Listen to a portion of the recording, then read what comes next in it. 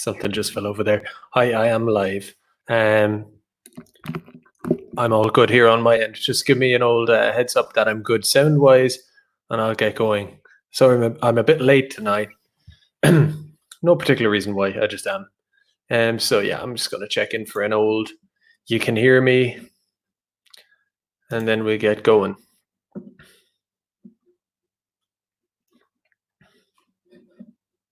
Cool, nice one. So, tonight I kind of want to talk about a few things. One thing I want to get into is the Burkean's latest video, or I think it's a video anyway. It's on this journalist or intelligence operative, whatever you want to call it yourself.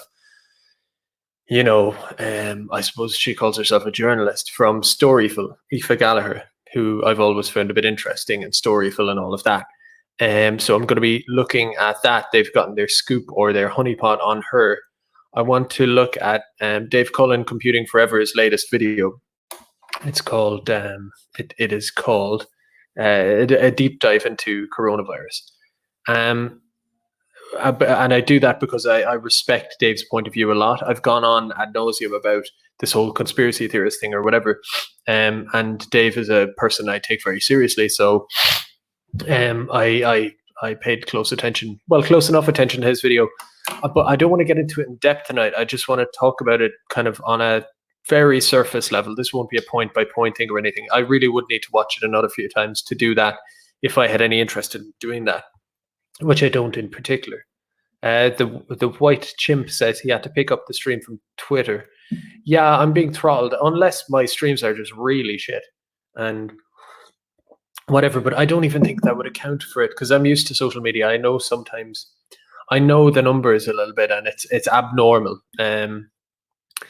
I've spoken about this already anyway, whatever. But yeah, so Dave's video on this, I think, and it is linked in the description as far as I know. Let me just look. I think I would say it is basically, it's called A Deep Dive into the Coronavirus. And I would say that it is the video on this subject, bar none. I know there's a lot of videos out there. I was sent dozens and dozens and dozens by people, some of the most wacky things and incoherent and whatever. Some are probably good and whatever. Dave's video is the perfect balance in length. It's long enough to be detailed, but it doesn't go on and on forever.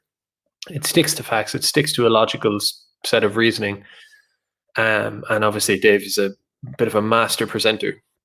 I've seen him do videos on subjects that I've kind of done videos on a similar subject as him, and I've seen him do it so much better in a quarter of the time and probably with more information. He's really, really good at just making videos.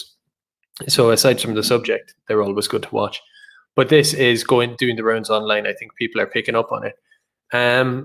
And yet I found myself kind of not so much unmoved by it, but it's, I mean, I get his point in terms of there's a lot. So he talks about the I think it was CBS or one of these news stations in New York published footage from an Italian hospital ward. And so he starts with that and goes through the modeling, how the modeling isn't very reliable and how it's being hyped up by the media. The discrepancy between different countries and all this kind of stuff. I don't want to do it, I don't want to do it an injustice by trying to get into it too deep. Like I say, I need to have another few watches of it if I wanted to go into depth on it. But my general, it's strange. I really should write out like scripts before I do my videos, because sometimes I don't quite know how to express myself on it kind of off the cuff. It's that the realization I'm coming to, I think, is that if you park the far out conspiracies on this stuff and you just look at two sides, there's among this kind of right wing circles, I think it's worth kind of being honest to some extent that there are people who kind of want to take the approach that maybe I'd lean towards, which is this is an opportunity for us. It suits us. It's and I want to get onto a thread by I think Alexander Dugan on this. It's an opportunity for us. It's the thing that we were waiting to come along, basically, how events can change history and this shakes things up and all of that kind of stuff. And I know Dave is aware of that, obviously. And then there is the side that you could say Dave is leaning towards, and John Waters and plenty others, Rushfi, people like that, which is the libertarian, I suppose, inspired instinct on this. I'm not saying all of our points of view aren't based on information and truth, but there is also a perspective and a kind of a choice one makes as well in how one wants to see that. And because the facts are so up in the air, you kind of are making a choice. And that's the way I see it a little bit, because it does come down to that. For example, so Dave has, I just recommend you go watch it. I'm not going to try and overly characterize it, but in the same way as I could cling to the Italy statistics and say you have to answer that, and if you don't answer that, Dave's video is largely looking at some inconsistencies here or there, but in the same way as and I'm using Dave as the archetype here because out of respect, because I think he's the king arguer on this at the moment, is that he could say, well, okay, I can take your Italy, but I can say like, well, it could be this, it could be that, whatever. But then on the other hand, I could take, let's say, the New York, which formed, let's say the first 5 minutes of his argument. There's much more substantial stuff than that. Let's just go with the opening bit and just say, hey, if you had asked me a month ago, among all the news agencies all over the world who will be reporting on this subject 24/7, do you, Garrod, think that in the next month's time that someone somewhere, some agency somewhere, will use some B-roll from another place incorrectly to a dramatic and sensationalist effect, I suppose? I would say, I would have said the chances of that not happening are probably zero, right? When you think of all the different ones and all the time they're playing for. I mean, it'd be shocking if that didn't happen. And I could say that, and that kind of puts a thing on it. But in the same way as Dave could say, well, Italy has this and that. And it kind of goes on like that. And I see the conclusion on New York because of respirators and because of cases is that we can't draw any conclusions just yet. And so a lot of it is just like, we can't draw conclusions just yet. Therefore, the authoritarian or the over-the-top response isn't justified. But the argument that that thing isn't justified is based on the fact that we don't know yet. Basically, the point I'm making is that there's no hammer coming down on Dave's side, and there isn't, and I would say side, this isn't some kind of thing, but just on the 2 points of view, let's say that there's no real hammer coming down from either side. And I return to that point that it is a matter of perspective and instinct and maybe some, on this. It's not just a pure cold hard look at the facts. And that's not to mind the wilder conspiracies and stuff, just to take those two mainline right wing, you could say, points of view on it. I think it's worth us all kind of being, a little bit clear that there is a kind of there's a motive. We all have a motive in order to drive our point. So if I was to try and make a video on why this is a thing, I would be coming from a point of view where maybe it's a political question as well as a factual one. And I think that's why it's so confusing, basically, because and even for me, just to segue onto Justin Barrett as well, he did a speech tonight on his kind of or address to the nation, shall we say, about this virus, and he was just kind of saying he had a very nuanced take. He dismissed the idea that it's fake, but then he kind of segued it into a critique of the government response and of the authoritarianism, but not quite authoritarianism. And this is just my point of view on what he said. You could go watch it. I'll add a link after. I don't have it now, apologies. But it wasn't, to my mind, it wasn't so much a critique of authoritarianism per se, but of the hypocrisies of it, the opaqueness, I suppose, the fact that, the government clearly won't lift all these measures in like a week or two's time, but they won't just tell us what the long-term plan is. Leo Varadkar denied a lockdown until very recently, but of course they knew it was coming. So just the kind of lying to the state, the idea that the border is open, the international border, but we can't leave our houses effectively. And it was basically hard to disagree with Justin in his entire speech. I mean, it was nuanced and all of that. And just speaking of the open borders thing as well, I've heard the Varadkars and the Simon Harrises and all of these guys, and Houlihan as well, saying that, well, we can't close the border to travel, international travel, because we might need, for example, delivery cargo. And we also might need, let's say, an international specialist. This was a very clever example from Houlihan. We might need an international specialist on medical equipment to fix a piece of medical equipment, a big MRI scanner or whatever, right? And only they can do it. So, you have to get that guy in. And my take is kind of like, well, I mean, why not just only let those people in then? Why not make it like, if you need someone to fix an MRI machine, then they get permission. They get kind of specialized permission to come in. And with cargo, obviously, nobody who's saying close the border is saying stop cargo. That's a much different thing to people just being able to fly in from northern Italy or China if they want to now, to get back together with someone, or to get to hunker down with them or whatever. It's just very silly. I want to look at the chat for a sec. Because in a way, when I kind of I have general themes for this show tonight, but I'm kind of like just picking it up. As in, I have my themes, but I don't write a script. And some nights I can kind of flow, and others I can't so much. So I just like to take a little break. So I'm rambling. People are saying shadow ban for using any word related to the virus in titles. Yeah, maybe I shouldn't use that word in my title, but anyway. I'll just go to a little bit of screen share now. So, okay, that's the wrong one. So, brief look at this. It's somewhat meaningless. Numbers are climbing. US is climbing. US is at 23,000 now. That's going to go higher. That usually keeps climbing through the night. And Ireland, for those who are living under a rock or whatever, I suppose I may as well mention it. Ireland, where are you? 212 new cases, 14 new deaths, sadly. Someone says, gee, Garrod Pet. Nice one. Sounds like you're exhausted from the current events. I'll mail you about early years childcare in Ireland.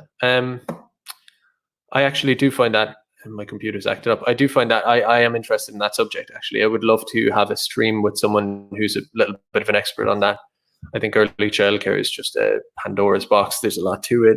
Human development, so it's a subject that has always interested me for sure, but I don't know much about it. A little bit low energy tonight. When you go on most nights, you're going to have your swings and roundabouts. So anyway, I just want to get on to this. This isn't like some kind of counter to Dave's video or any of that. It's just, I just want to bring up some points which, whenever people are addressing the skepticism, let's say the skeptical argument for COVID-19 coronavirus, I shouldn't be saying it. It's like, the thing I'm seeing is like pointing out the discrepancies, the variation in rates, the this, the that, and the other. And it makes a case, I think to me, the best case is that like, maybe we shouldn't quite go balls to the wall on this because we're not fully sure. There's still a bit up in the air. That's a fair argument. But insofar as there's an argument that, well, if you look at it this way, it's not that big a deal, there's just as much of an argument to kind of like block the other eye and go, actually, it is a big deal. Because if we look at Italy, we look at Spain, we look at this, we look at that, it's a big deal. And Germany, they had a low death rate, but their death rate to case rate is increasing all the time, which intuitively would mean that their infrastructure is kind of wearing down as time goes on and the virus grows, becomes bigger, it begins to kind of equate to even their good healthcare service and their ICUs. It starts to take its toll and kind of get its hooks in, and it does seem to be happening. The other thing with like, well, Italy's exceptional is that, well, Italy was the first country to kind of besides China, which responded in a wholly different, very welding people in and all of that, and also the Chinese numbers are probably fake, so we discount that.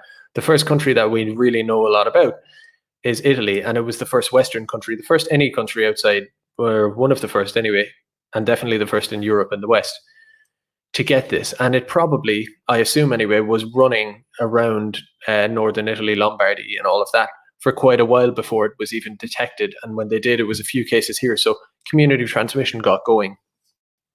So the idea that Italy, because there's, maybe there's pollution, maybe they're a bit older.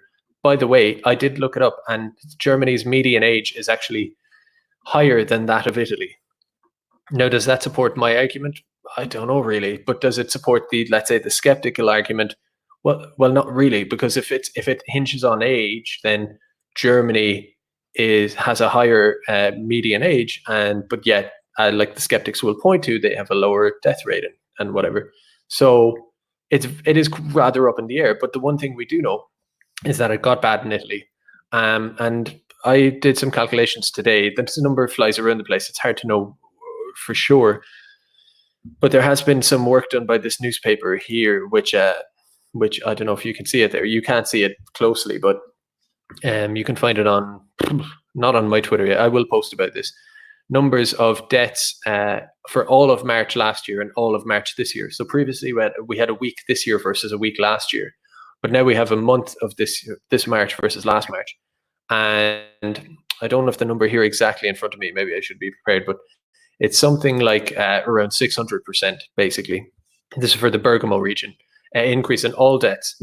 And just, I'm sorry, to me, again, it's like,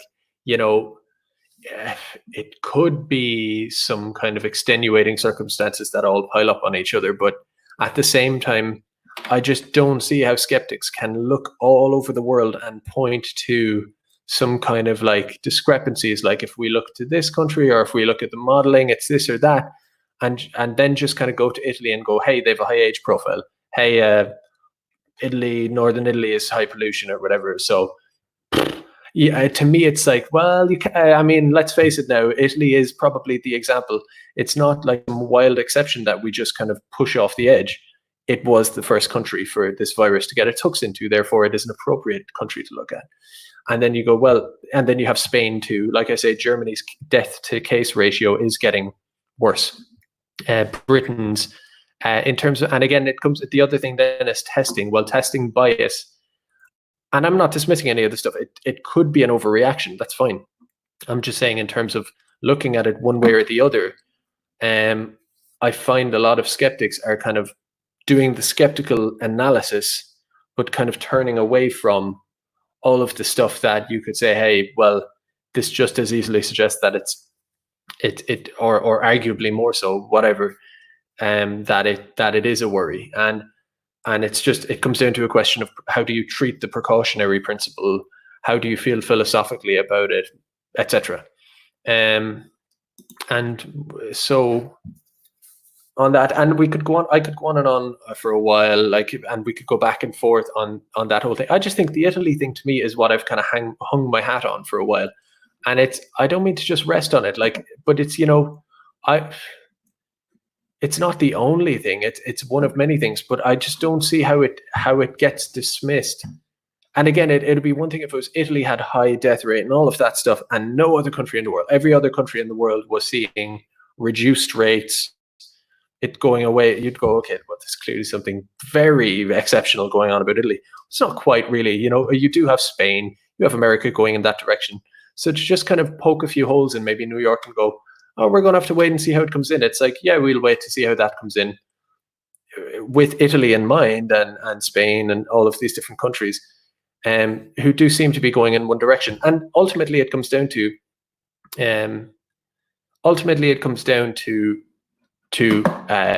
it's a little bit of perspective, your worldview, what concerns you more, whatever, and a lot of this wait and see what happens. I just want to check the chat here, see what people are saying. Someone says, trust the plan. But yeah, I don't know if you agree or disagree with me. It's a lot of chats coming in. It's hard to make them out. Oh yeah, comparing it to the flu. I don't know. Again, all of these things, like it's testing, it depends how much you test for the flu. Like, how do we really have numbers for the flu? I mean, when was the last time you had the flu and got tested for it? Really?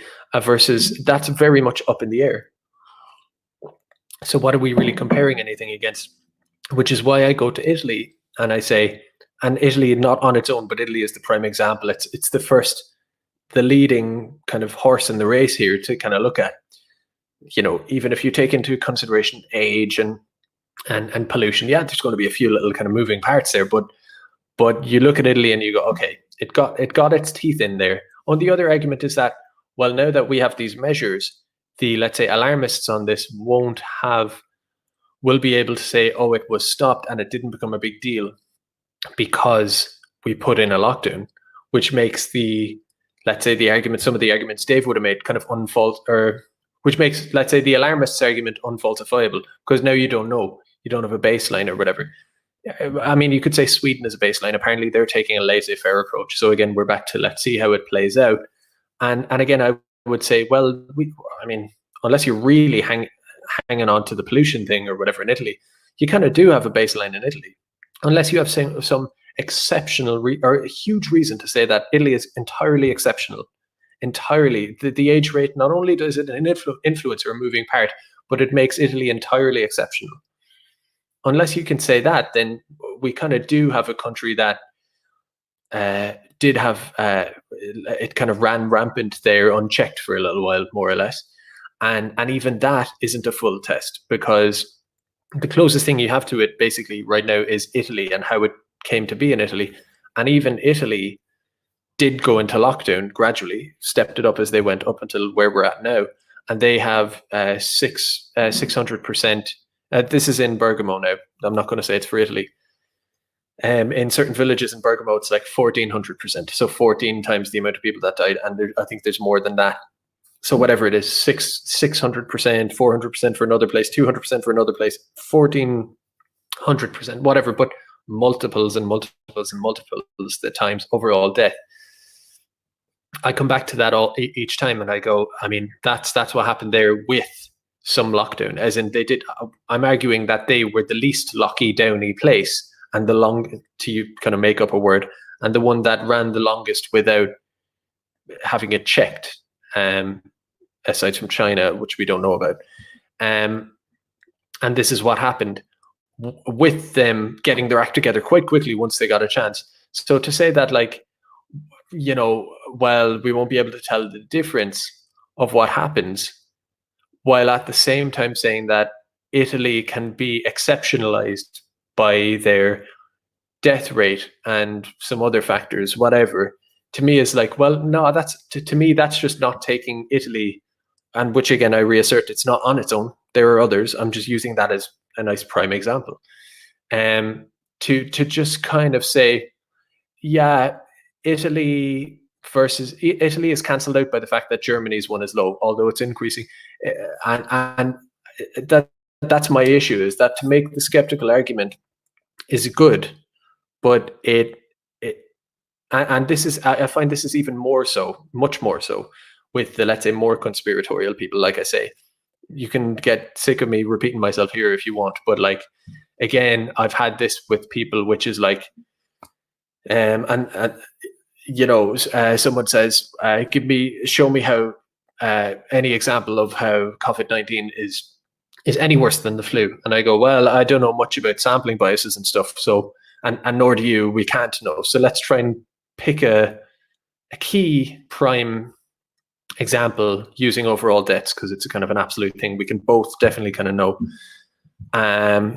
Italy has allegedly had this virus for a while, and wouldn't you know, their overall death rate is 6 times higher. Okay.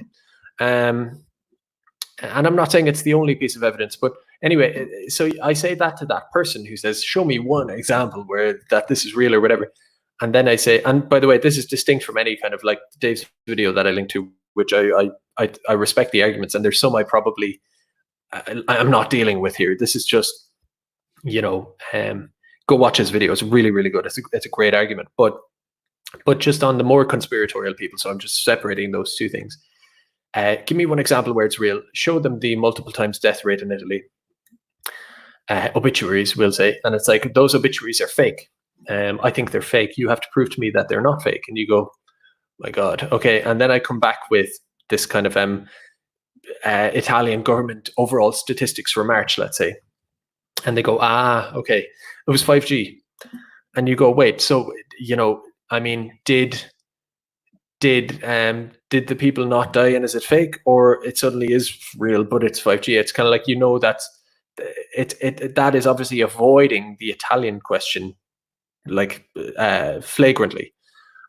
And while I completely respect the more moderate skeptical argument more, I feel like it kind of does the same thing a little bit, whereby it kind of looks at, like, pulls exceptions out and issues out and little not idiosyncrasies, but kind of inconsistencies out from other countries, and holds strong to them, while at the same time very kind of quickly dismissing the stuff that they're arguing against. So, like, Italy, I mean, Italy could just be this, could be that, and again, the argument could be made that that is being done on a kind of reverse version of the precautionary principle. So the precautionary principle from the alarmists, the lockdownists, would be to say we don't want people to get it and blah blah blah. And maybe the skeptical precautionary principle could say, okay, yes, fair enough, Italy counts, whatever. I'm just making my argument from a precautionary beginning standpoint, of whereby the precaution is one of not wanting an overreaction and a crackdown. So again, it's a question of how you feel and what you want. And these arguments are not, they're not really, to me anyway, and even the ones I'm making, let's say, from the alarmist point of view, I'll admit it, of my own, are not some kind of conclusive thing at all, really. It depends what you kind of want to cover in a way. That's kind of my point on that. And speaking of which, I don't know, is my resolution coming up fuzzy there, or is it just for me, or I'm not sure how you were seeing it. But anyway, yeah, there's this meme here I just found quite funny. And this is where I kind of segue away from the whole thing of, like, let's say, these skeptical arguments with facts about case fatality rates and my arguments about this and that, and just look at what I'm talking about, which is the background, the kind of desire, the instinct, the worldview that informs why and how you're making these arguments. And of course, I have addressed those arguments for the skeptic, which might be a kind of a libertarianism of sorts. And I get it. By the way, I'll tell you a little anecdote. I left my house recently, and I went to the park, which is very close to my house. Very, very close. I mean, I won't say how close, but it's pretty close. And Gemma OD fan says, no, Garo, that's fine. I think referring to the picture you're getting. So, excuse me. What was I saying? So I went walking in this park, and I'd been exercising the previous day, and I was a bit sore, basically, and I was just in a bad mood, kind of pissy mood, pissy mood, feeling a bit sore, but I needed to get out of the house and get some air. So I went to the park. This isn't me going 10 miles away to the most beautiful scenic location, breaking the rules. This is me going to the nearest place I could to get some air, basically. And I'm telling you, it's pretty near. So anyway, I'm sitting on this bench for a while, and actually have my headphones on. I'm like listening to something like this. And this guard comes up to me and tells me to kind of move. And he's like, if you're not exercising, kind of head off or whatever. And I just kind of said, okay. And then he went over to this couple who were nearby me, who were exercising. They were like stretching and everything. And he said the same thing to them. If kind of when you're finished there, just get moving on and stuff like that. They had the same reaction of just kind of like, uh-huh. And the guard walked off and circled the park a few times, met another guard. They circled around again.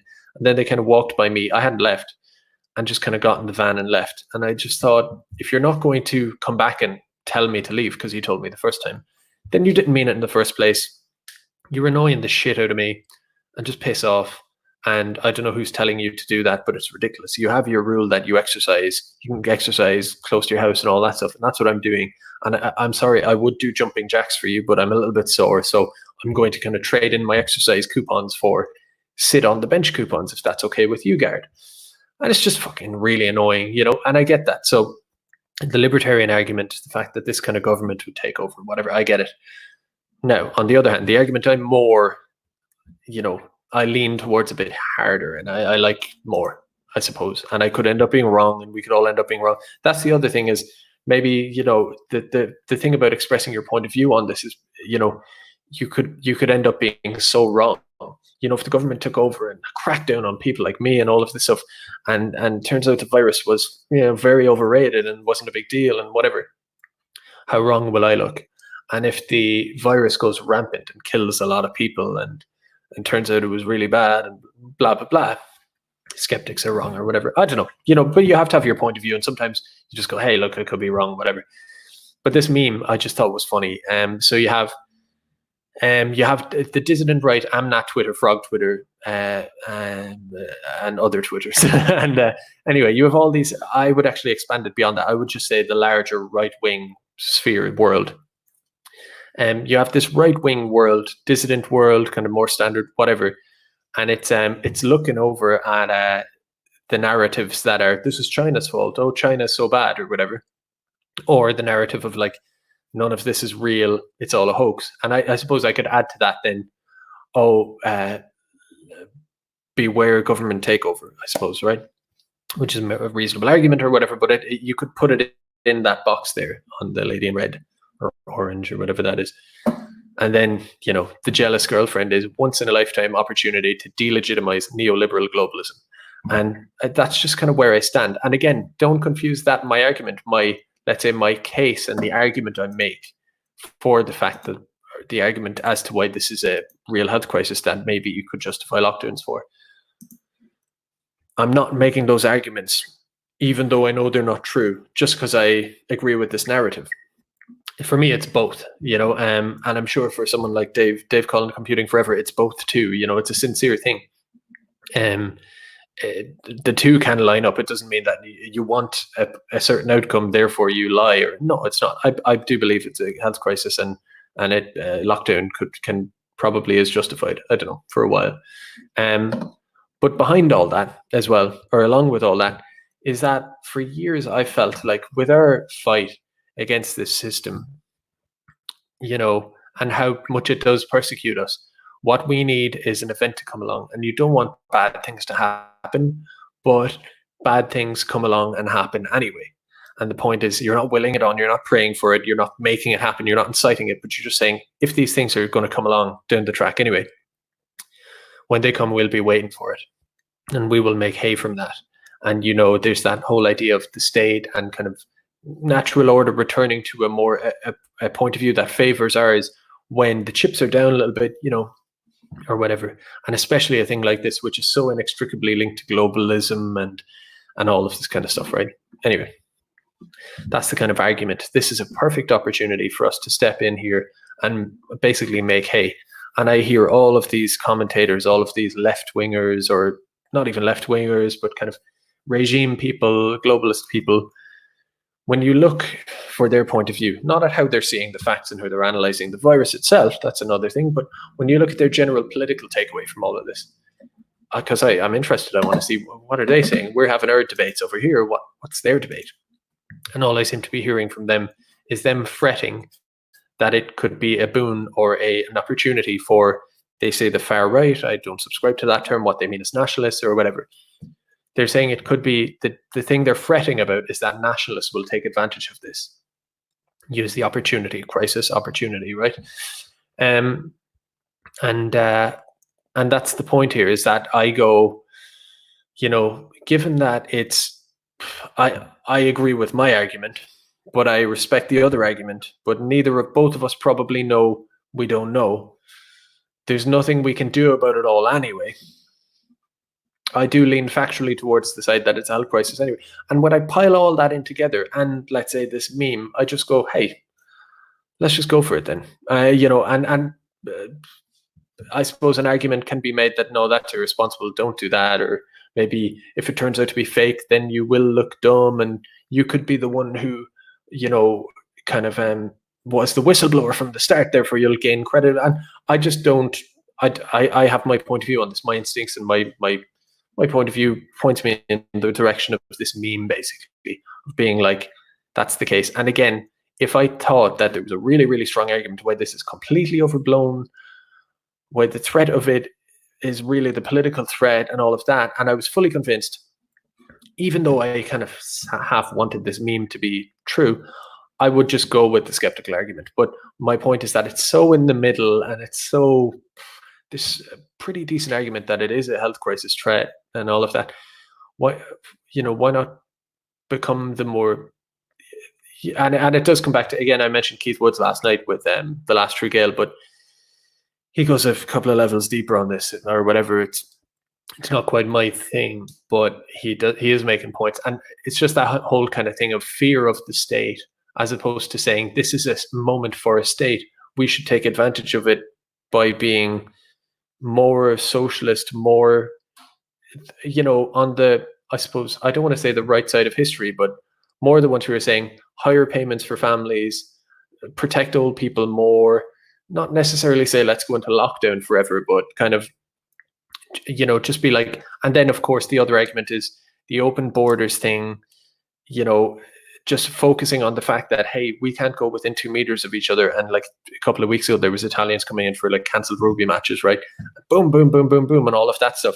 And the thing that to me is a little bit of a tragedy, and it's just my point of view, is that we're lost in this argument of like, it's kind of between libertarianism and nationalism and state versus anti-state. And there's all this, again, there's a Keith Woods video, I'll link it to you if you haven't seen, the post-truth thing. And there's another video he did, which was good, but we are lost in this argument. And of course, the people who are skeptical and anti-state would say, no, we're not lost in this argument, Garrod, because I don't agree with you. Fair enough. That's your, but I'm just saying from my point of view, this is all just me talking about from my lens, the way I feel about it, is that there's a little bit of a tragedy that we're lost in this when, to my mind, it's just me, it's just my perspective, is that this is kind of a big moment for us and is still. And why not just go for it,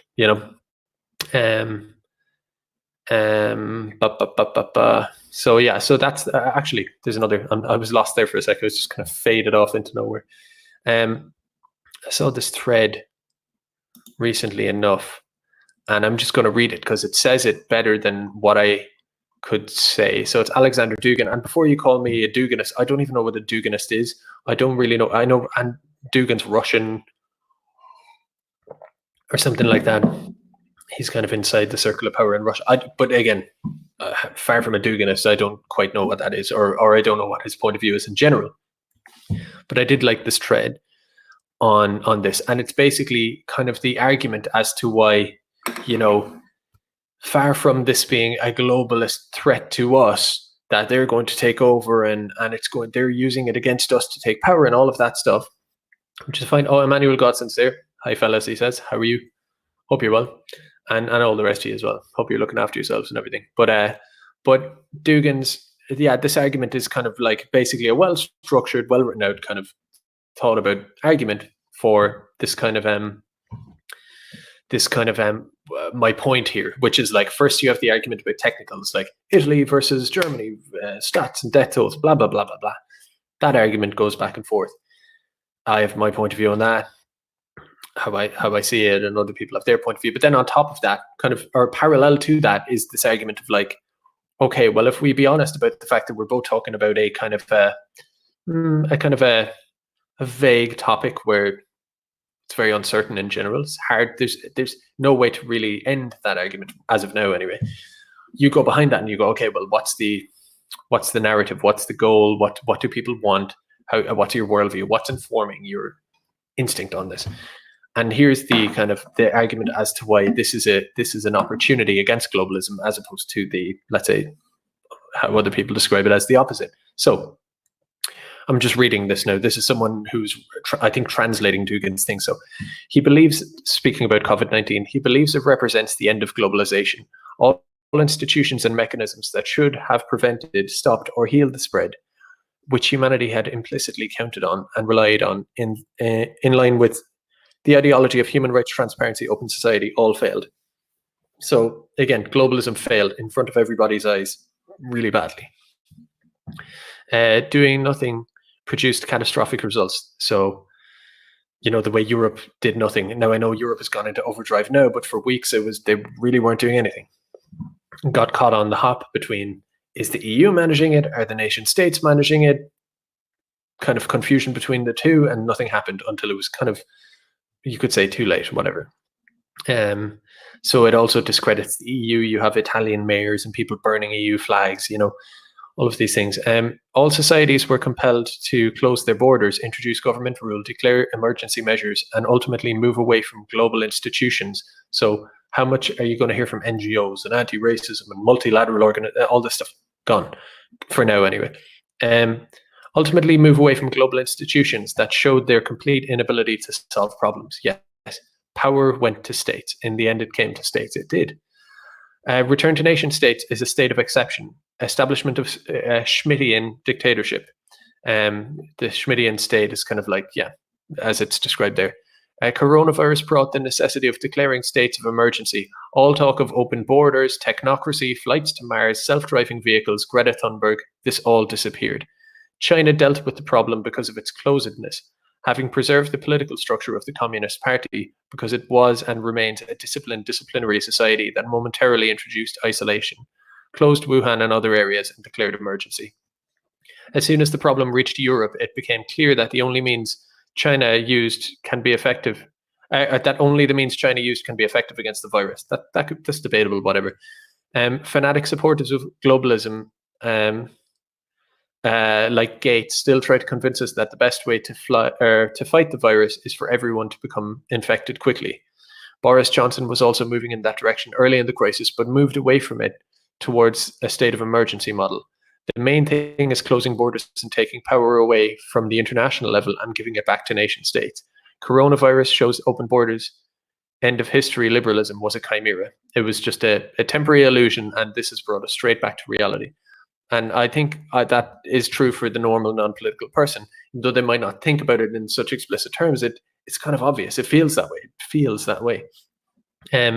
The fact that all these countries are squabbling and hoarding masks from each other, you do realize that when it comes down to it, the nation states kind of organize themselves. It turned out actually the EU isn't a nation. It turns out that, let's say in Ireland, it wasn't like Cork, Kerry and Tipperary split off from the rest and started hoarding or whatever. Nor did it happen that Germany and France started hoarding from Italy and Spain, we'll say. The lines, when they were drawn out, and not drawn out, the difference is that they formed themselves very naturally as this crisis came about and went on.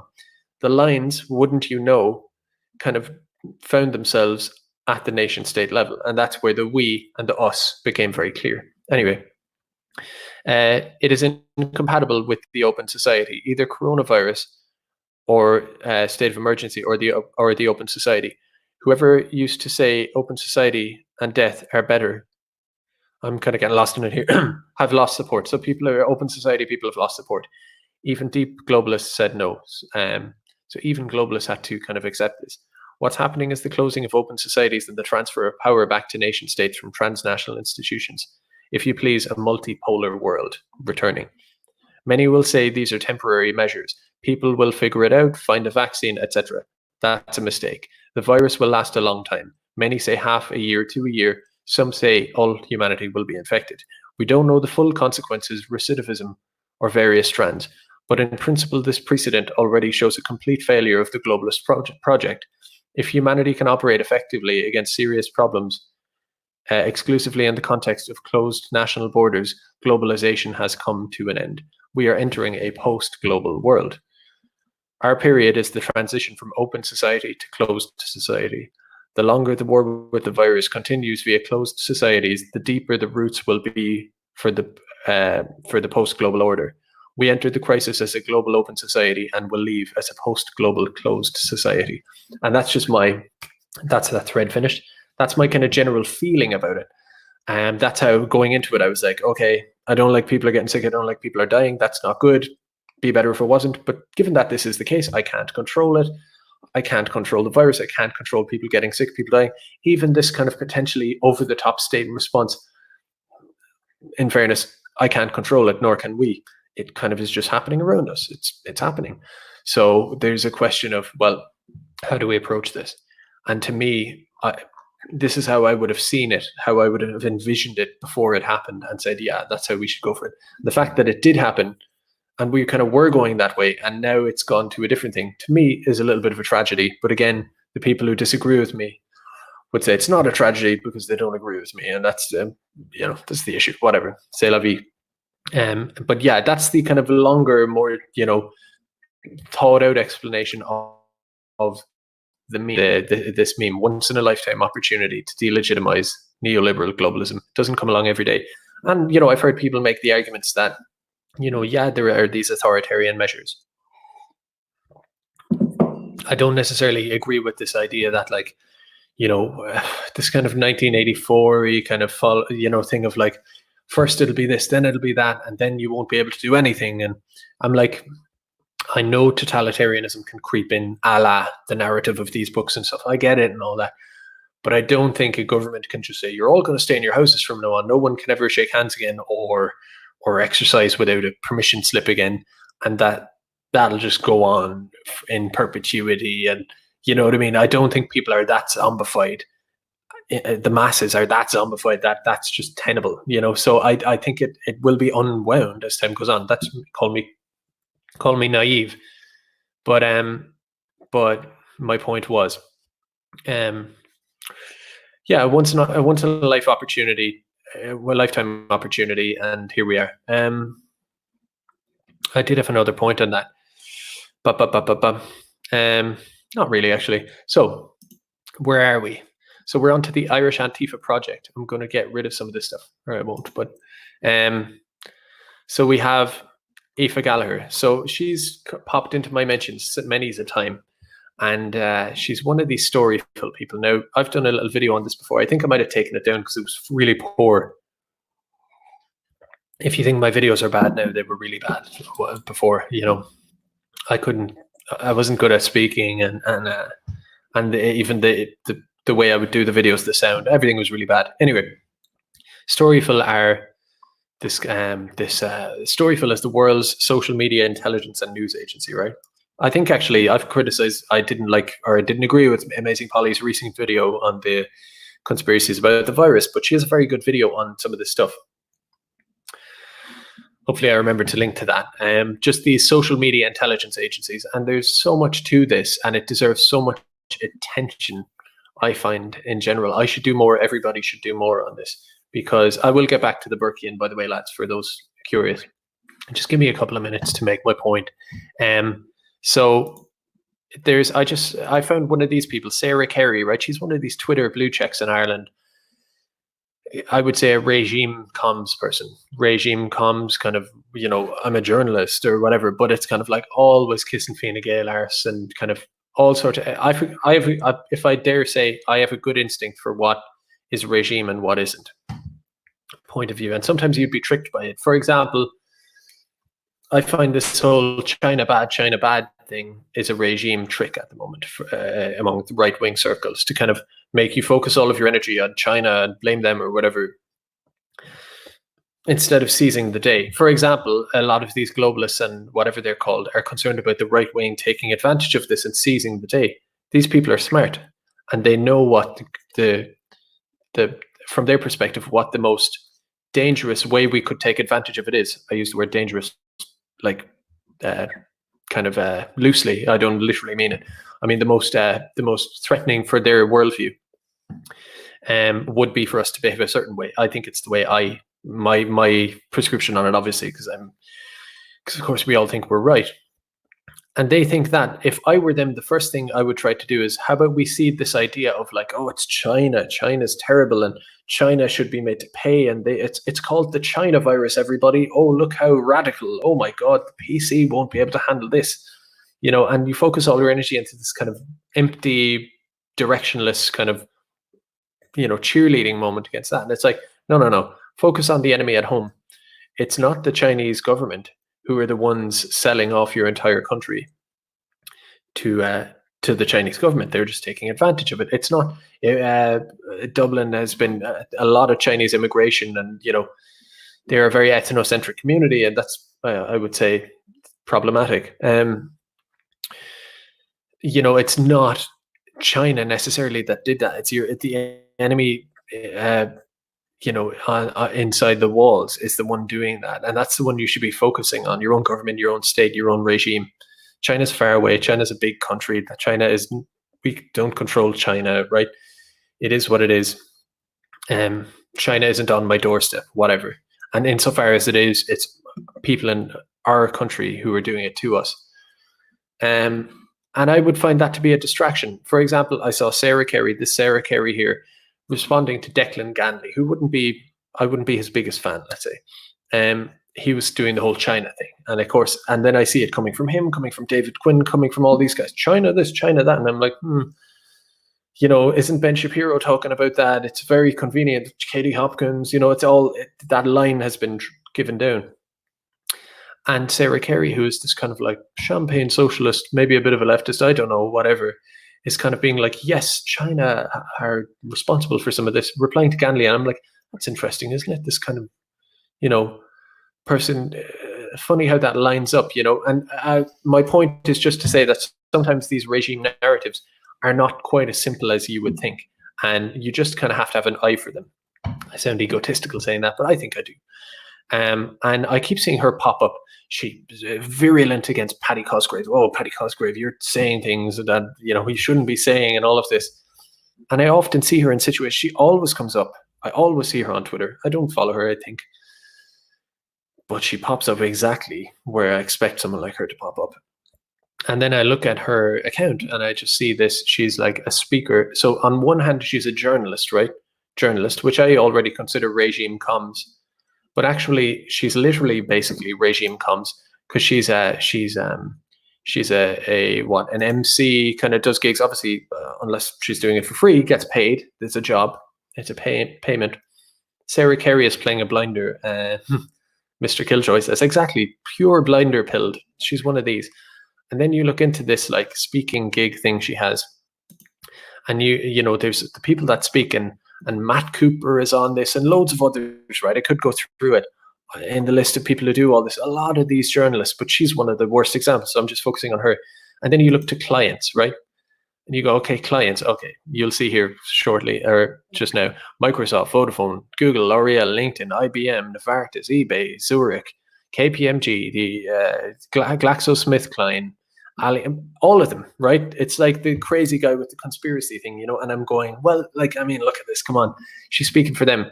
And I'm not talking about some overarching massive conspiracy. I'm just saying, how can you claim to be a journalist, right? And have this? It'd be one thing if a journalist said, yeah, I'm a journalist, but I have this I'm compromised a little bit when it comes to AIB. I've done a gig with AIB. So if I talk about banking or I specifically talk about AIB, maybe I should recuse myself from that because I suppose I am compromised. And you could say, well, no, I separate those two things. I am above that. I wouldn't be corrupt on that. But just for the sake of optics, just like in a court or whatever, even if it wouldn't bias you, you should recuse yourself. Same with politics and all of this. That's not a conspiracy. That's normal. It's a Western norm, or is at least thought of as that. And yet she's a journalist, right? A fourth estate. But her other gig, her moonlighting, is speaking with this agency that does all of this. And my point is she's not the only one, which brings me back to Storyful, right? So what they do is they collate news and verify news and separate fact from fiction and all of this, and basically kind of manage and liaise with news organizations, so newspapers or whatever, right? All over the world, including Irish ones. And on one hand, Storyful is doing that. And they were known to be basically tapping or monitoring journalists' computers. They were actually being able to see what journalists were searching for. All sorts of scandals are in this thing, right? The leadership between this and another one called Kinsin, it's very incestuous. They go from media to this and back and everything. And then what they do, so on one end, they have this media they have media by the balls a little bit, or they control it, or they tell them what's true or whatever. But then they're so intelligence, as if like I was trying to make a conspiracy theory sounding thing. They're calling themselves a social media intelligence organization, i.e. intelligence organization. And now I hope that if I do sound conspiratorial, I think let's not forget what we're looking at here is the Burkean story will back up what I'm saying quite a bit. And I haven't listened to it yet, so I don't know. That's just my guess. Social media intelligence. So they're scanning all of social media. I've had this with, what's her name? Aoife Gallagher, right? I've had her, like, just as an example, I once found a thread. There was Simon Coveney, the Taoiseach. I think he's still the Taoiseach. I don't know. The Deputy Prime Minister, for those who don't know. Basically, he was he had some comment on Twitter and about something or another, some initiative. And then I looked under it, and there were all these obviously bots of some description, all replying, being like, yes, that's exactly what we want. We need more of this Simon Coveney, basically agreeing and amplifying his tweet. Hundreds and hundreds and hundreds, maybe thousands. And most of them were copied and pasted the very same text. So I'm going, are they bots? Are they people paid to say it? Humans effectively as bots? Whatever, this is weird. And I tweeted it to my audience on Twitter. And people were like, whoa, that's crazy. Whoa, we have this bot activity going on, this pro-government, pro-global organization, something to do with the UN and aid and the Department of Foreign Affairs. And all these bots being paid to come in. This is scary. This is 1984, whatever, all that stuff, right? Legitimate points. And in she came with this response being like, actually, that was for this initiative. And it was this and that, and here's why it's justified and all of this. No, her justification wasn't really a justification. I was left at the end of it being like, oh, and your point is, I mean, the original apprehension we all have about it still stands. You just explained it a little bit, but like, she was trying to take the wind out of the sails and kind of go, actually, it's not a conspiracy there, Gerard. You're trying to stir something up, but I'm going to put the rag on that straight away and say, oh, it's perfectly normal or whatever. And I'm kind of going, I'm just a guy online, right? What's it of your business? You're a very enthusiastic Twitter user. You just randomly took an interest in my thing and wanted to kind of so-called debunk it. That's very interesting. We're all online and we all just comment on each other's stuff, right? Absolutely not. She works for Storyful. And Storyful are a social media intelligence. Try understanding your audience, blah, blah, blah. We examine the internet landscape. We do all this. And then on the other hand, they're protecting brands. So you go, okay, so this is what you're doing. This is a very scary thing. And we don't really have a word for it. I call it regime comms. Regime, the same way, if you run a computer company and let's say a worker at your plant says they were abused by their boss and it becomes a story online or something, you hire comms organizations to tamp that all down and explain it away and maybe reinvigorate the brand and say the boss has to come out and apologized and bought vouchers for the person. They manage that message and all of that. And here we have these people who, on one end, take the money from the companies, manage the media. So basically, you can immediately see the trouble with that relationship, right? And it explains a lot of what we have going on. People often talk about this journalist is so biased against the nationalists or so biased against this or whatever your issue is. It's like, this isn't a case of just a couple of journalists here or there who are, oh, they're such leftists or whatever. No. It's much deeper and it's much more corporate and systematic and massive than that. The way the media works, it is for the most part regime comms, and their only exception, their only enemy is the free internet.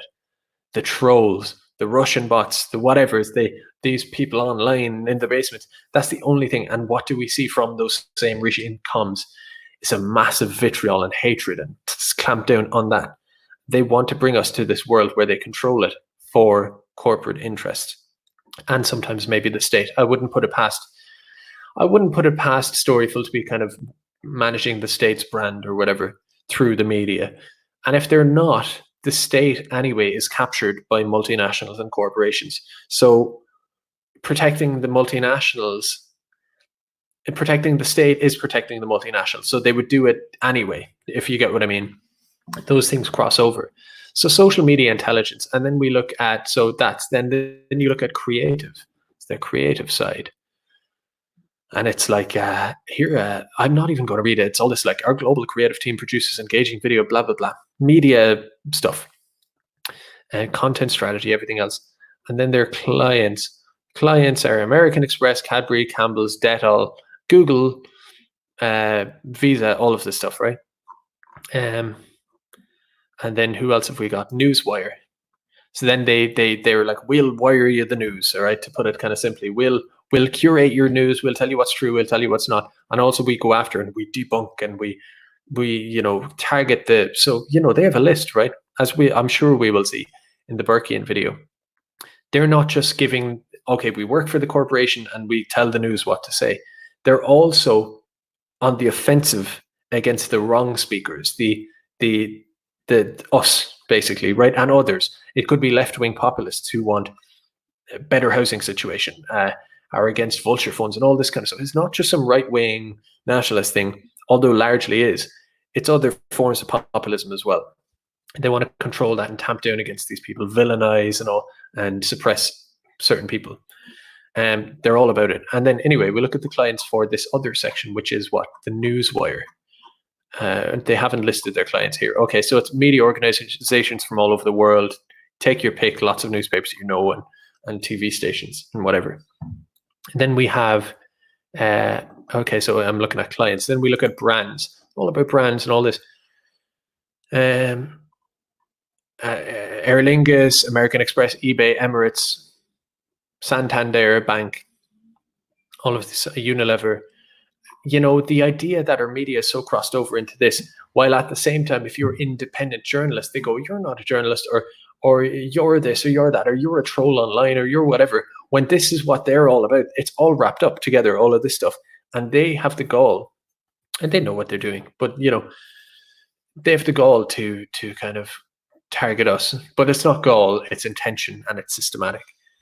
So that's Storyful, and that's Sarah Carey, and this, personally speaking, this compromised, it's not compromised, it's too light a word. It is regime comms propaganda, and it's far more sophisticated than any Xinhua News or Russia Today. Russia Today is propaganda for the state. Well, pretty much every media we have, mainstream media, whatever, is worse than propaganda for the state. It's for multinational corporations, banks, tech companies, all sorts of things. And it's more sophisticated, which makes it more insidious. So that's that. And we go back. So that's basically the kind of primer on a person like Aoife Gallagher. So I hope this has a video to it, because I wanted to watch a video. Let's have a quick read. Latest part of our undercover investigation. Storyful is a third-party media organization employed by media organizations for research assistance, owned as a subsidiary of Rupert Murdoch's News Corp, and with clients as far afield as the New York Times and Washington Post. In Ireland, it is one of its primary media clients. Is the Times Ireland edition. And I noticed that with the Times, I was criticizing conspiracy theorists recently and stuff, right? And I'm not pro or anti-vaccine or whatever, right? But I did notice that there was this witch hunt against anti-vax people by these same guys who are, some of their clients are pharmaceutical companies. And it was specifically the Times, the Ellen Coins at the time was working for them. All these guys were going wild against the anti-vax people. And this is when I discovered Storyful, because I was watching it going, I'm not pro or anti-vax or any of this stuff, right? I don't even know this. I'm ignorant on this stuff, right? And I don't want to know. It's too complicated. I don't know who to trust, whatever, right? But I'm just going, aside from the substance, there's something so weird about how the media, because there's always a million things going on. You could be reporting on all sorts of things, but you're dead locked in on this vax thing. What's that about?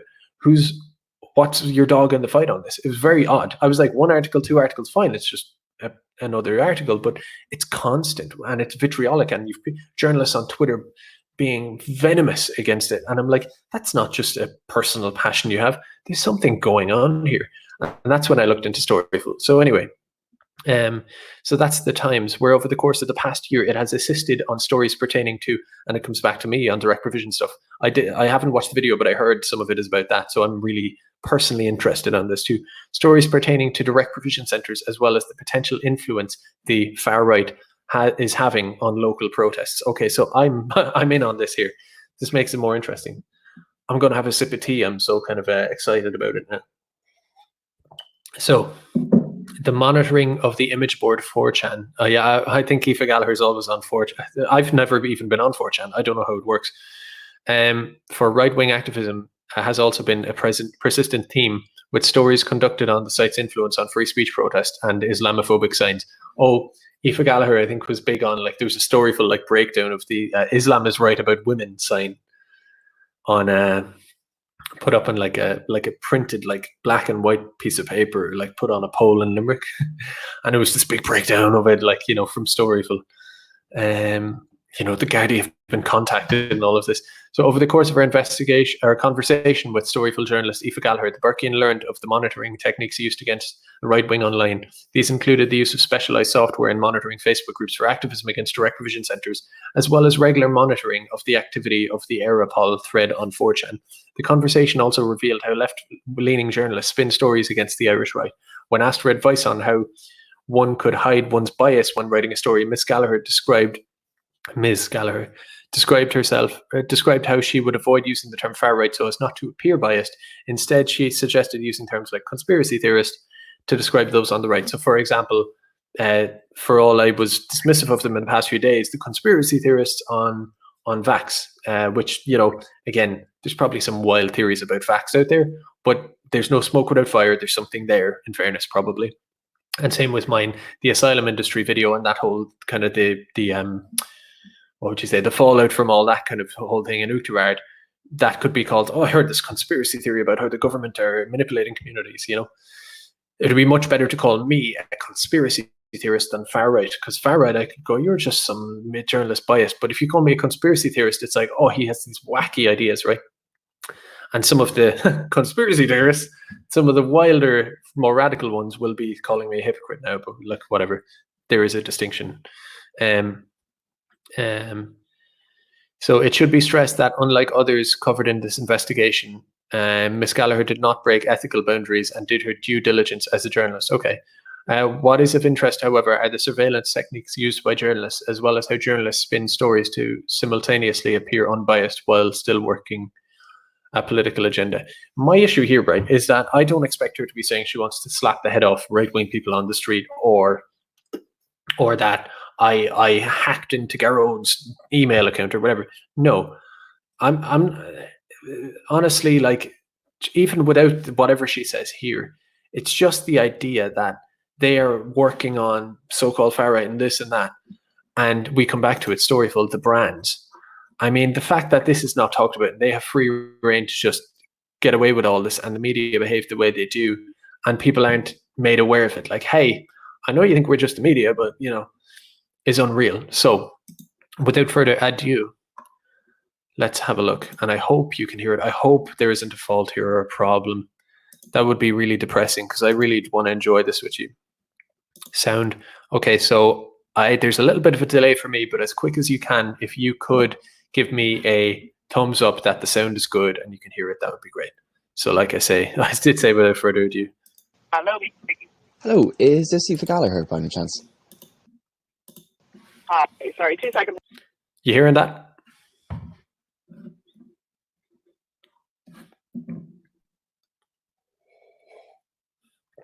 Thanks, Chopper. Appreciate that. So. Very well.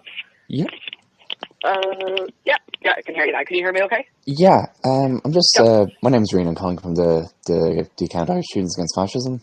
Just wondering if you have a few minutes to talk. Yeah, go on ahead. Sorry, I didn't catch your name there. What did you say it was? Reen. Reen, R-A-I-A-N? R-I-A-N. I can tell she's already a bit smarter than the other ones. Some of those floppy college students and those kind of just complete idiots, like the guy from Cork, actually. By the way, the guy from Cork, I don't know if you know him, I don't know his name. He was interviewed recently, or he was honeypotted by Burkean. Sorry for the aside here. And I'm convinced I was at one of these free speech. I don't want to accuse him of anything, so I could be wrong, just in case he says I'm lying about him. I could be wrong, but I feel like I was at the free speech protest, one of those recently, and he came up to me, unless it's someone else, with a kind of recorder, a Zoom thing, and said, hey, can I interview you? And there was something weird about him. I was like, all right. And he said, so he asked me all these kind of inane questions about so why are you here? And, how do you feel about free speech and all of that? And I just answered the questions kind of moderately and safely or whatever. I just said, yeah. And I didn't even ask him where he was from. I was busy looking around and I just said, okay, bye. And there's just a weird vibe off that guy. And I think it was him. And I don't know what that is. Is that a case of like get me to say like, oh, I want to bash their heads in or something like that, which I wouldn't say or do or whatever. You can't honeypot me like that because I have nothing to hide. But it's very interesting. I think it might have been that guy, and he's such a little rat, as most of them are. But anyway, she sounds a little bit smarter, doesn't she? Yeah, perfect. Just Yeah. give me a surname. That is enough. Cool. It may just leave first name terms at the moment. That's no worries, yeah. Yeah, so basically introduction of who we are and what we do. We're basically a collective of sort of anti-fascist students on campus and assorted activists across the country. We came together about 18 months ago, and what we've been doing is been sort of creating a sort of database of the far right agitators on campuses, far right agitators further afield, and we're hoping to go live with the sort of information at the end of the month. Yeah. And basically what we're doing is reaching out to sort of civic society bodies and people in sort of media to sort of help amplify our findings. And obviously with your sort of background with Storyful, you'd be a sort of prime candidate for helping get this info out there. Yeah, great. Well, I'll just give you a bit of an idea of how Storyful works, because so what we do, we work with other news agencies. So we pretty much have clients in other news agencies that we use. Sorry, I just have to say in the chat here, I have Hi Gerald Connor Rafferty here. Storyful make up fake Facebook accounts to try to infiltrate our groups. See, again, we're back to the question of like, this isn't, I mean, you could say it's journalism. Like, oh, we want to infiltrate these groups and find out what's going on.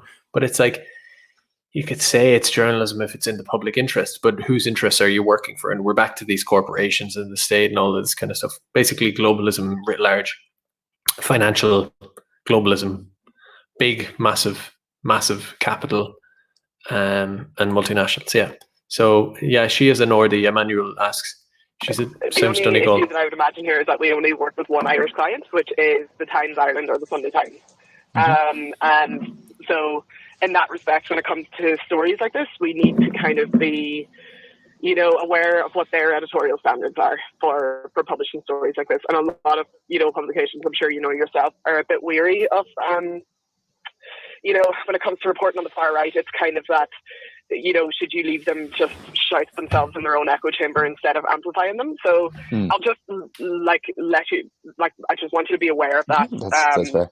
The key thing for ourselves is you yourself, you're good at working sort of anti-fascist actors, so to speak. Yeah. Grant. Yeah. That's perfect.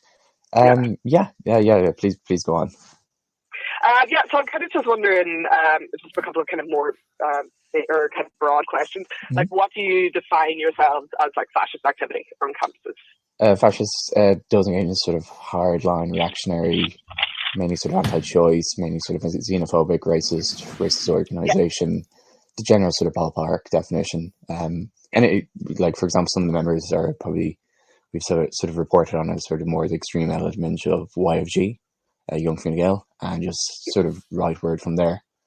Yeah. Okay. Yeah, obviously it's not. It's some of the stuff we found is it's noteworthy, so to speak. It's not minor. But tell me about some of the work you, yourself. You've done some work with sort of Storyful, sort of turning it around. Very good. Like investigating the far right, or yourself. Yeah, pretty much. Well, I kind of became very interested in, because I was working a lot at the time of the 8th Amendment, or the referendum on the 8th Amendment, and that was kind of when we saw a lot of them kind of rising to the surface, and I just kind of kept an eye on them since, to be honest, because I mean, as you know yourself, it has just kind of, it's grown in the past like year and a half, definitely. So kind of the stuff that I would look for, again, because I am a little bit hamstrung by the publishers that we work with. I mean, if I was working for, The Independent or someone like that there, I think I'd be a lot more, I'd be given a lot more freedom to kind of, to research stuff like this, really. But so kind of the stuff that I've done, like around the protests, the direct provision protests that were happening towards the end of last year. So especially the one in Uachtarard. So I did a big piece of research for the Sunday Times back in September, kind of like exposing how members. Sorry, I'm relishing the Uachtarard thing a bit too much. It wasn't me. A lot of people came in or whatever, but I am just a little bit smug. Forgive me. Sorry about it. Infiltrated local Facebook groups, and we're sharing, very, very very far right content into these Facebook groups to kind of, stir up anti-immigrant sentiment across, in these localized areas. And I mean, that's something that's continuing to happen. I don't know if you're aware of the protests that are happening in Mulhunters at the moment as well. The latest was Boris Kane, or I think there's one closer before then. Yeah. But just exactly. You mentioned sort of monitoring these groups. Obviously, there's at your discretion. But would you be okay with sort of like giving us sort of word just for our own sort of? Because what we're hoping to do is sort of create a sort of database for like left activists and overall. So any sort of names, any sort of content that you come across that could be of note, we'd be appreciative of just letting us know. Yeah, of course. Well, I mean, the way I kind of monitor at the moment, I don't really have a specific. I mean, I use tools like CrowdTangle and things like that. Do you know how CrowdTangle works? No.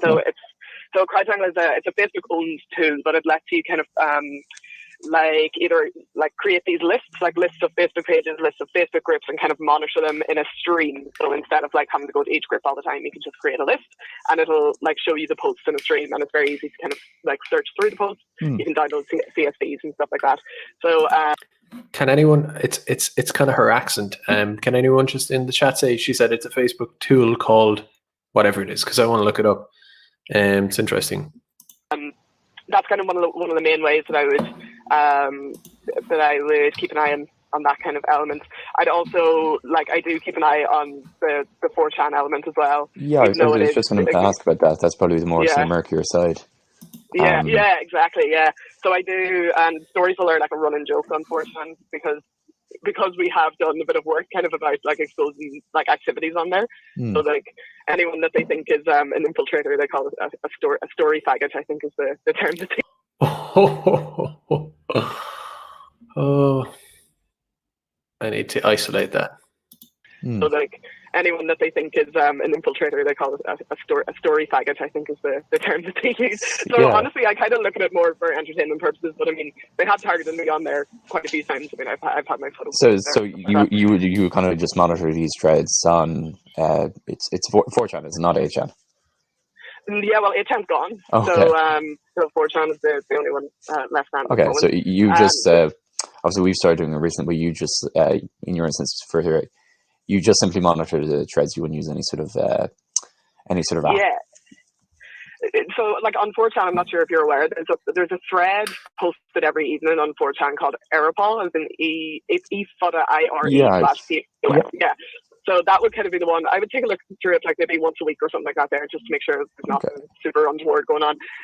But a lot of the time, as I say, because the bar is pretty high for publishing things around these kind of characters, you do have to wait until there's some kind of, until they take some kind of direct action that actually affects people. We can't really just be reporting on shit that people say on the internet. Yeah.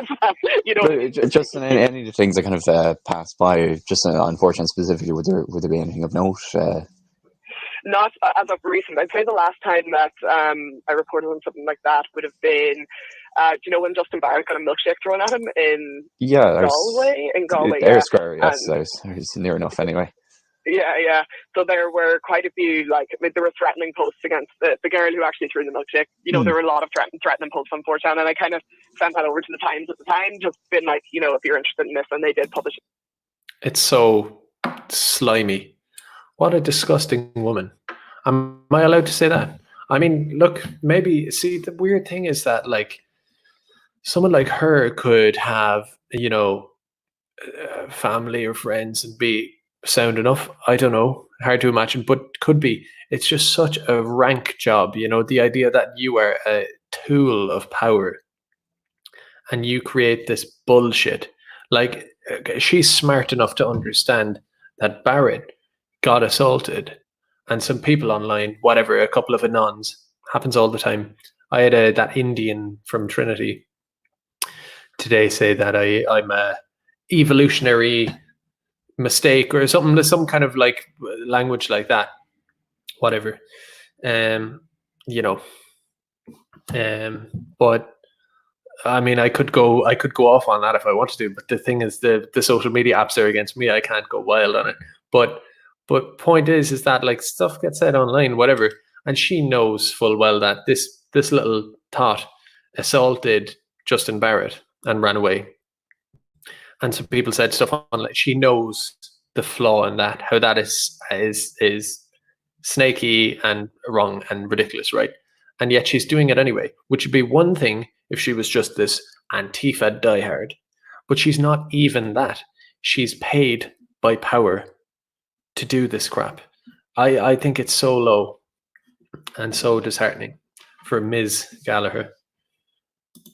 That was probably the last thing that I've really seen that has, again, it has to have that kind of element that it's going to, I was just saying, how would you firstly any sort of like minds for sort of publicizing any sort of findings we find, and obviously yourself, but just for sort of cultivating just a story, any just general sort of tips?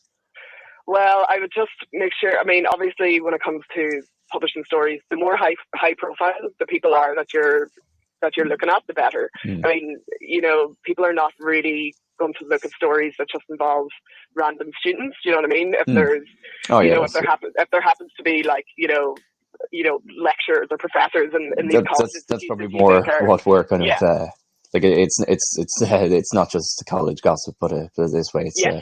But anyway, it's you're saying just for sort of like for spreading a sort of story. How would you go about doing that?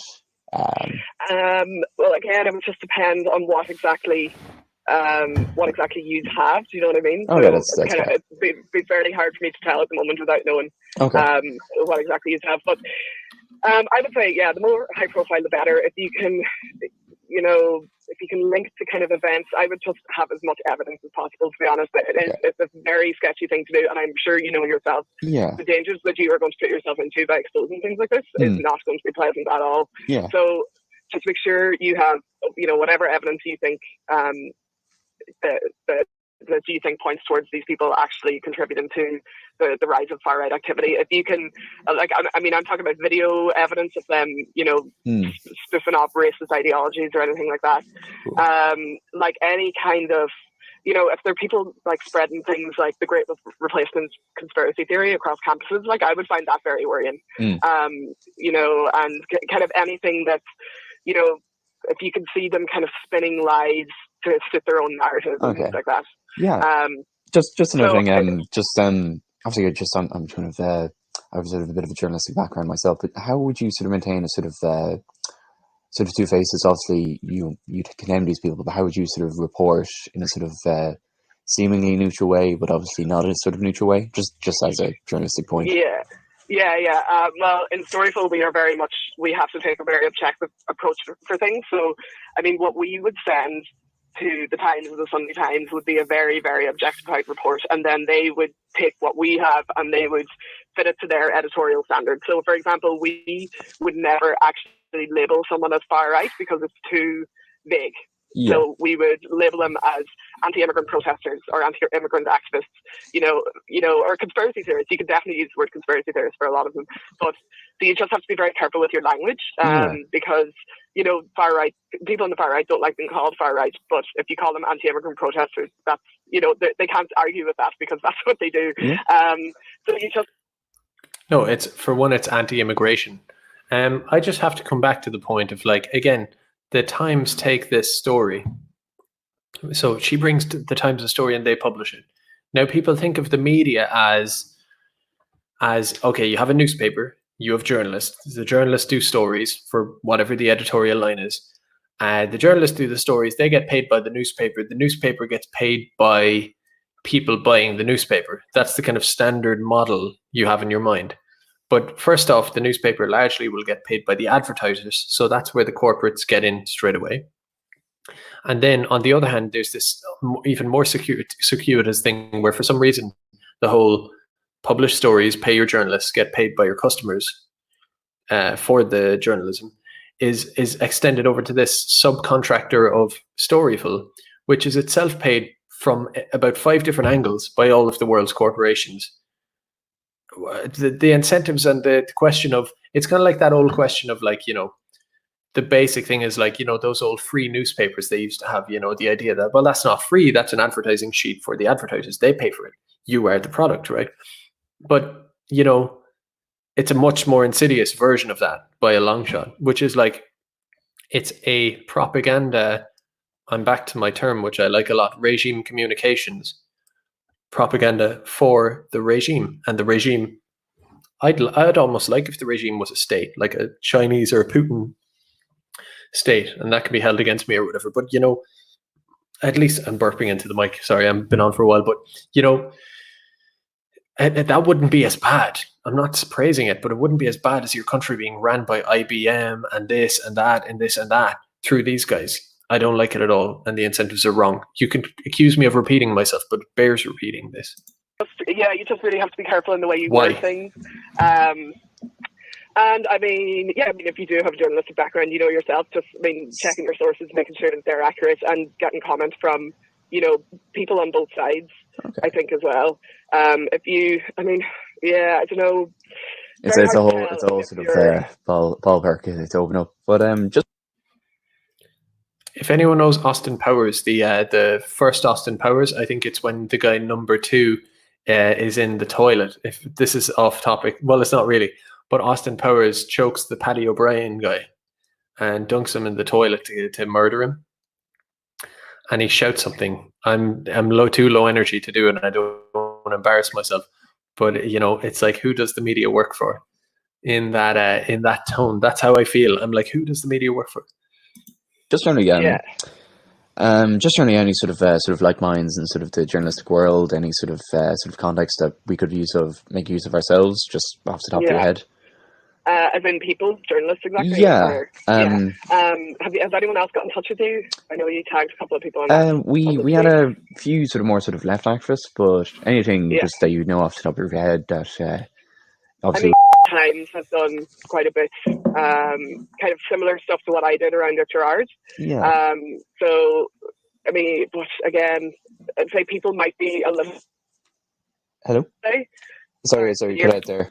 Sorry, I keep interrupting, but I just have to say, my offer to all these people would be completely open, whether it's Junkie Joe Loughnane or this person, or any of them would be like, hey, you sit down, let's debate, not, you know, some kind of mudslinging thing. I won't be saying anything bad about you personally or whatever.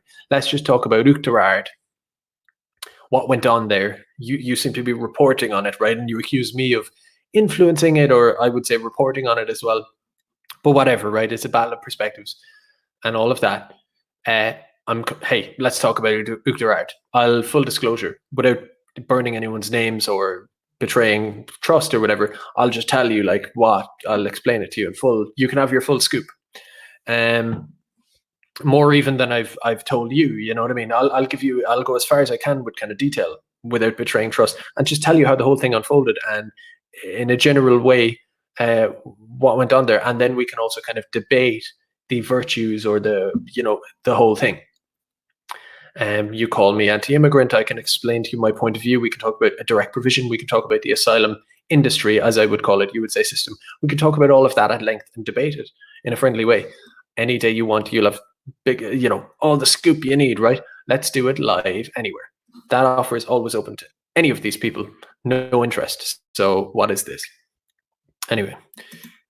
There'd be a little what, sir? I said people might be a little bit weary of this, so I would just be aware of that. But he'd be a solid sort of sympathetic voice to what we do, you know. Yeah, I think so. Yeah, as well might be, but she kind of deals more with like migration policy. Yeah, exactly. Yeah. Okay. So I don't know if she'd be exactly interested in that. Like in some way might be interested in it, but it's kind of hard to tell as well with her. I mean, she is very interested in that kind of elements of what's going on. I'd be appreciative if you just want to, if possible, if you want to message them. Obviously, our DMs are open ourselves. We can deal discreetly, but there's some stories, certainly. There's definitely sort of, and certainly as well, there's potential stories for them or something I know for them. Just finishing up, any just sort of just my own notes, any sort of general tips on sort of reporting the far right from your experience, or beyond what you said? Would you know what I would do? I would stalk yourself online and make sure that anything that they can find, just make sure that make sure your Facebook is locked down, make sure they can't see anything that you don't want them to see, because honestly, if they I know maybe they don't know who you are, but I'm sure there is probably someone who will figure out who you are. Do you know what I mean? So just for yourself personally, I would really, really make sure that there's a collective of us, so it's probably not like obviously we're more anonymous than like yourself. But yeah, just sorry, I had a list of questions there. So yeah, you're happy to have sort of a positive relationship with us and sort of anti-fascism. That's your grand regards that. Obviously, you have your own sort of. as I say, I'm going to have to wait and see what Yeah, you actually have before. that's fair. All right. But I mean, I'm open to seeing what you have, definitely. Cool. And obviously, if anything comes your way, you know, our DMs are open. We've more sort of a network that we can kind of pass it on to. But yeah, if you want to message on those people, obviously, first off, if they're interested, we're hopefully sort of get this live at the end of the month, and hopefully it'll be a story or two for yourself. But yeah, okay. pleasure for your time, Aoife. Yourself. Okay. All right. Have a good day. Bye. All right. Bye. So that's that. So I mean, let me just go full screen there. My take on that is like, okay, so the Burkean have done such a good job on all of this stuff, right? This is far from a criticism of it at all, but just, you know, the real scandal here with Storyful, the other scandals were like nameless people who really botched themselves. But with this, it's like she's smarter. She didn't give herself away too much and all that. But the scandal is on the Storyful website. The scandal is her role in the first place. It's all there. The very existence of a thing like Storyful is the scandal. And the reason this kind of, and I'm not whinging and crying about this, I don't care. But I had the article, she talked about Uachtarard and all of that, right? And Irish Times is separate, but it's the same gig again, same idea. Irish Times, Conor Gallagher and Sorcha Pollock did this article on these far-right actors in Ireland, and I was one of them. And they said they took 2 tweets, 2 screenshots, right? They're always going to have something. 2 things completely out of context. But whatever, they're going to find something like that, right? Out of context, framed in the worst possible way, with all this kind of spin and kind of what's the word? Intrigue and kind of what's the word? It's just putting this kind of vibe on it, you know? And then like there's no one objective in the world, anyone who isn't a far Antifa activist would look at that. If I had, and this is the problem, is that of course you don't have the opportunity to do this, but anyone reading that article, if you could pause them reading the article or let them finish it and then just appear into the room with them and go, give me 45 seconds. And they gave you that 45 seconds to like make your case, just to go, that's that, and that's that, and that's that. And here's the thing. They would go, oh, wow, whatever, right? But obviously Irish Times it's not so much the audience. They don't have a massive audience or any of that. It's the fact that it appears on the search. It's there forever. It's the Irish Times, you know, you're in the paper, whatever, right? And the whole point of that article, it wasn't all about me, but insofar as from my point of view and the others who got the same, is that when your name comes up in the search, you're in the Irish Times being called far right, and apparently you said this, which you didn't really at all, but they're saying you kind of did, and you don't get to interject into the article and go, no, viewer, I did not say that, and I'm not far right. I've never called myself far right ever. So that's not the case. I mean, they could easily say that about anyone and just do that. And the whole point is, where's the article? Irish Fenian Make Ireland Great Again asks. I mean, you'd have to find it. It's like, I could look for it. I mean, I think if you Google Uachtarard far right, and then if it's by Conor Gallagher, who's like a Garda comms guy. I talk about comms. Some people are regime comms. Some people are kind of more specific. They're HSE comms. They're tech company comms. There's a lot of anti-racism comms. And then there's the Garda beat, you know, which also is kind of against the far right as well. And they're just complete in cahoots with the guards. They send press releases to the regime comms guy. He just copies and pastes it, and it's a relationship, right? They are not like some kind of inquisitors of the institution. They are comms for the institution, in my opinion. Anyway, so that's Conor Gallagher, and then you've Sorcha she's on the what would you call it? The asylum spoofer beat. And Irish Fenian Make Ireland Great Again. You will find it. You just search those terms, you'll find it. And you know, anyway, I'm not whinging about it. It didn't harm me in any way. And if it did, I'd walk through it anyway. But the point of an article like that, because it's, like I said, it's objectively untrue or kind of this kind of smear that doesn't make sense or whatever. You know, for example, I had a 2-hour video on the asylum industry, and there was one single fact in it I got arguably wrong. I still maintain it's a kind of a matter of perspective. It was about whether the Syrian war is over or not. I would say, compared to the height of it, you could kind of generally call it kind of over. Matter of perspective, but they picked that and they said he said this and he said that, so he's bad, he's far right, he's wrong, he spreads lies, all of these implications made, right? Main thing is the far right thing and your name put together. They know exactly what they're doing. The whole point of that is to ruin your life. And again, whatever, I'm all good. But the whole endeavor to do that is to ruin your life. And there is no way those two people who wrote that article and whoever kind of the editor of it and stuff, there's no way that they're just ideologically blinded, or that's not that. They know exactly what they're doing, is because you read this article for yourself, you know it could only be cynical, right? They're cynically putting it together, pastiching all this together, right? Being like rubbing their hands, kind of going, brilliant. We can make this. I'm struggling to make the point, or to make the point strongly enough, because trust me on this, it's so bad. It has to be lie, intentionally, knowingly going, we're not writing anything near an article about someone, some kind of synopsis of what they're about at all. That is 100% not the thing. The article is there to ruin your life and paint you in the worst light possible, in the most untrue and horrible way possible, without you being able to sue them, without you quite being able to sue them. That's the point of it. And that's what they do. And like I say, that'd be one thing. If Conor Gallagher and Circa Pollock and the editor or whoever were just diehard, fanatical Antifa, something like that, right? I know they might have their ideological biases, but it's far from it. It's about this corporate media power regime comms thing.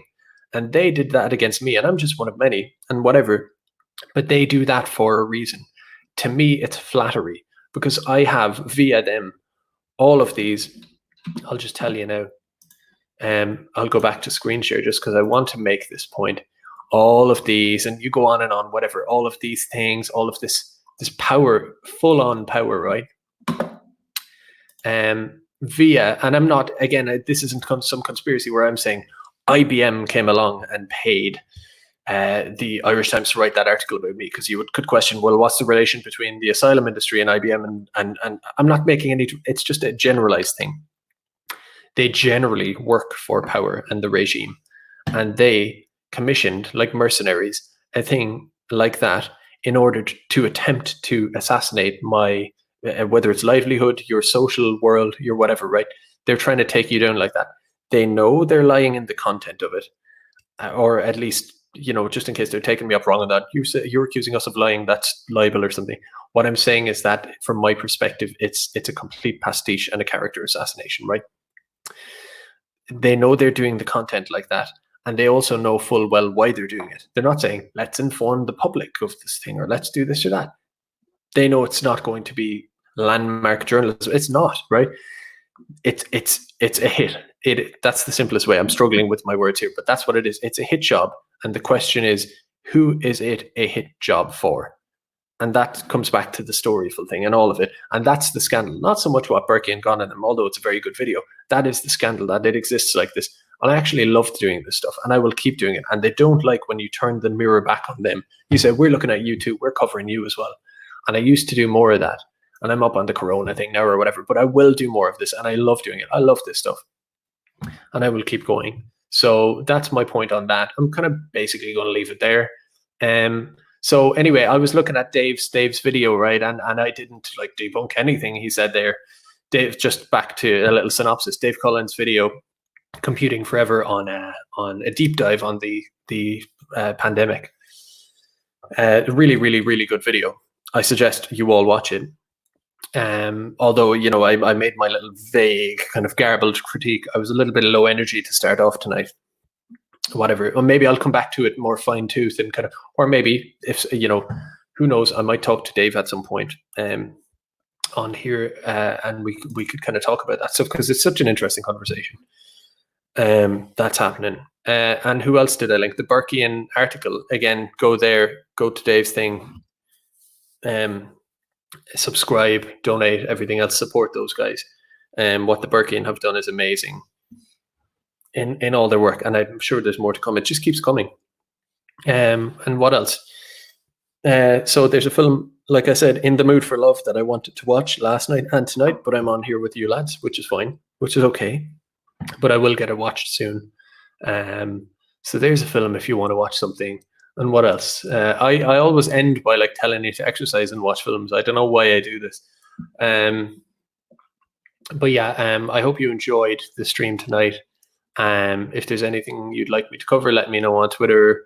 I don't know. I generally just kind of take in what's kind of the flavor of the day, what's going on, what's happening, and then just give you my synopsis. It's never very structured. As of now, maybe I'm just not good at it, but you know, I don't prepare it so well or whatever. I just come on and kind of have a look through things. Emmanuel Godson says, do you think the Burkean will come and do a report on my art exhibition? You know, I don't want to say how much I do or do not know the Burkean, but I'm sure you could DM them, or I'm sure someone could let them know that you're interested, or you could probably email them or something like that. But I'm sure they'd be into something like that. Green Room says, hi. Always good to hear from Green Room.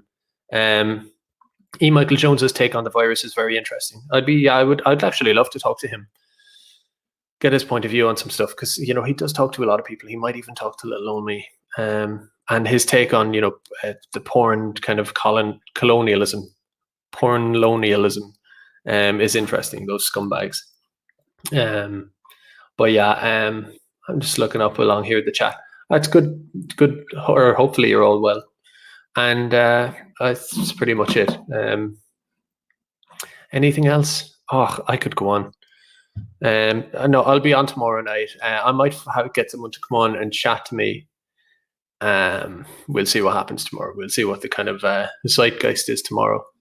But I'll be back then. So good night. Take it easy.